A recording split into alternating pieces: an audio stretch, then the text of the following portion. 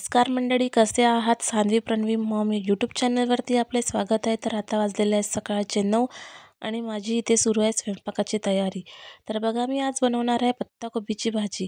पत्ताकोबी म्हटलं की अनेक जण म्हणजे पत्ताकोबी खायला नको बोलतात, कारण पत्ताकोबीचा असा वास येतो, त्याच्यामुळे भरपूर लोक पत्ताकोबीची भाजी खात नाही.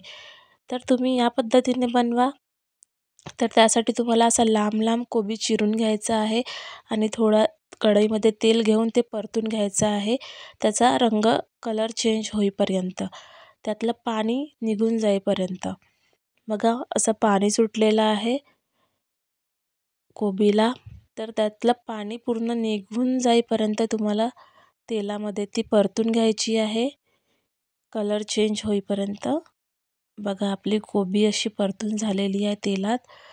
आता आपण ही काढून घेऊया. अशा पद्धतीने भाजी बनवाल तर लहानांपासून मोठ्यापर्यंतच आवडीने खातील.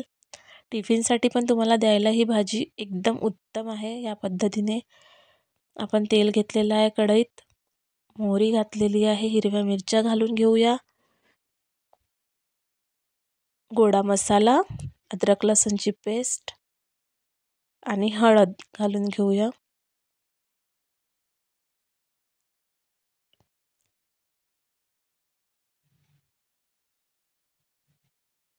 या पद्धतीने एकदा बनवाल तर पुढेही याच पद्धतीने बनवाल. लाल तिखट, मीठ घालून घेऊया, कारण या पद्धतीने बनवाल तर भाजी अगदी चविष्ट बनणार आहे. टोमॅटो घातलेला आहे, छान शिजू देऊया.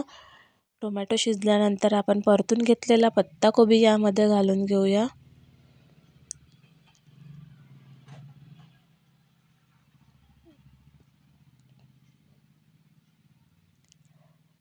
पत्ताकोबी घालून घेऊया यामध्ये. आता एकत्र करून घेऊया छान.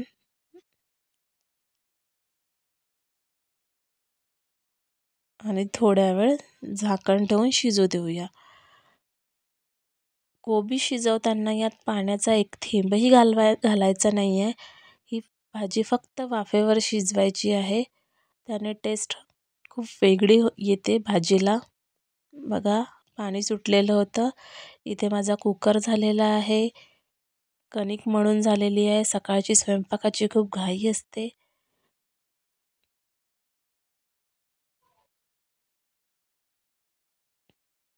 बघा, झाकण ठेवलेलं होतं आणि कोबीची भाजी आपली शिजलेली आहे मस्त. कोथिंबीर घालून घेऊया. प्रत्येक भाजीला कोथिंबीरशिवाय चव येत नाही. अशा प्रकारे आपली थोडी वेगळ्या पद्धतीची भाजी तयार झालेली आहे. तुम्हीसुद्धा नक्की ट्राय करा. व्हिडिओ कसा वाटला लाईक करा, व्हिडिओला शेअर करा, चॅनलला सबस्क्राईब करा. थँक्यू.